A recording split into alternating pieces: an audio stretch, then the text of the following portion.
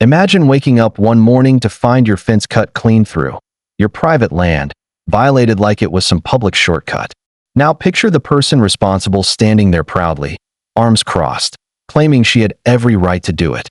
That's what happened to me. The HOA president, Karen, thought she could tear down my fence to give her community easy access to the lake. But what she didn't know was that her little stunt was about to backfire in the worst possible way. And I had the perfect plan to stop her. You won't believe the nerve of some people. Imagine this. You're enjoying a quiet morning, sipping your coffee, listening to the birds, and looking out across the land that's been in your family for generations. You've worked hard to keep it safe, clean, and private. Then suddenly, you notice something out of place, something that makes your stomach drop. The fence, the one that's supposed to protect your property and mark your boundary, isn't just damaged. It's been cut clean through. Now, let me be clear.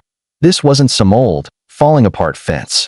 I'd built it sturdy, reinforced it to hold back my horses and cattle, and maintained it regularly. It was strong enough to withstand storms, high winds, even the occasional wild animal trying to test it. This wasn't an accident. The wooden beams weren't cracked from age or weather. They were sliced, as if someone had taken a saw to them deliberately. The opening was wide enough for people to walk through comfortably. At first, I couldn't wrap my head around it. Who would have the audacity to cut through private property like this? Maybe it was a careless contractor, I thought. Maybe they got their lots mixed up while doing work nearby. Or maybe some kids had been messing around with tools they shouldn't have been playing with. I tried to convince myself there had to be some logical explanation. But then I saw her. Standing at the gap in my fence was Karen, the president of the neighborhood HOA. She had her arms crossed, chin lifted, and this smug look on her face like she had just accomplished something for the greater good. Behind her, a couple of residents from her subdivision stood nodding approvingly, as if this destruction of my property was something to celebrate. When I confronted her, she didn't even flinch. She didn't apologize. She didn't act embarrassed. Instead, she gave me this dismissive smile and said, "This path gives the neighborhood easier access to the lake. Your fence was blocking us." I was stunned. I thought I must have misheard her. The lake she was talking about sat beyond my land. And yes, it was beautiful. But my property wasn't some public trail. It wasn't a park or a shortcut designed for her community's convenience. It was private land, my family's land. And my fence wasn't blocking them. It was protecting me, my animals, and my rights as a property owner. Yet the way Karen looked at me, you'd think she believed she had every right to make that decision. She stood tall, as if she had done something noble for the people in her HOA. But all I saw was arrogance. That was the moment I realized this wasn't just about a broken fence. This was about power. Karen thought the rules didn't apply to her, and she was more than willing to bulldoze over anyone who stood in her way. And sadly, this was only the beginning of the storm she was about to bring into my life. After the fence incident, I thought things couldn't possibly get worse. I repaired the damage, reinforced the boards, and even added fresh, private property and no trespassing signs to make it crystal clear that no one, not even the mighty HOA president, had the right to step foot on my land. I figured that would be the end of it. But with someone like Karen, nothing is ever that simple. The very next week, she started her campaign. Karen was the type who thrived on control, and when someone dared to tell her no, she made it her mission to turn the whole neighborhood against them. Suddenly, I was being painted as the villain. She told everyone that I was selfish, that I was hurting the community by keeping the lake path blocked. According to her, I was some greedy landowner hoarding natural beauty that should belong to the people. And people bought it. Soon, whenever I drove through the nearby town, I noticed neighbors glaring at me. Folks I had never even spoken to shook their heads as I passed.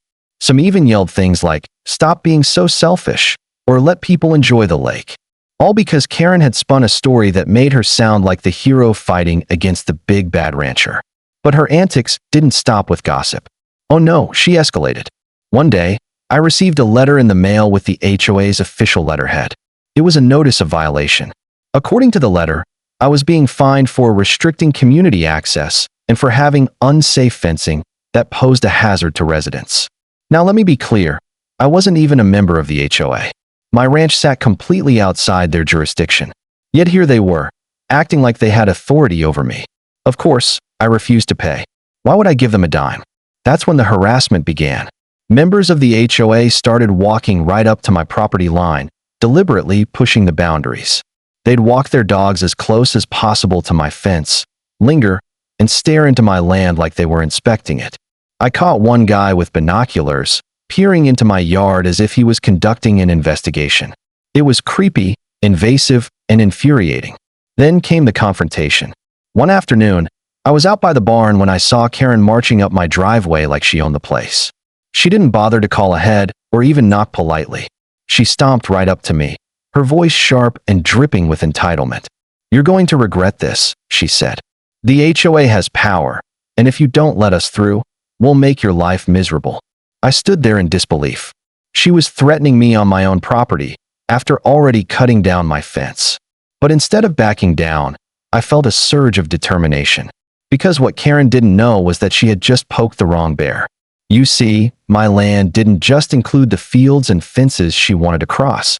It also included the only private road that her precious HOA neighborhood used to connect to the main highway. For years, I had been kind enough to let them use it, cutting their drive time by nearly 10 minutes. They had gotten so comfortable with that shortcut, they thought it was theirs by right. But it wasn't. It was mine. And in that moment, I realized exactly how to put an end to Karen's games once and for all. The very next week, I put my plan into action. First, I called my lawyer to double-check what I already knew deep down. That road cutting through my land, the very road the HOA used every single day, was mine and mine alone. Sure enough, the property records were ironclad. The HOA had zero legal claim to it. For years, I had allowed them to use it out of neighborly goodwill.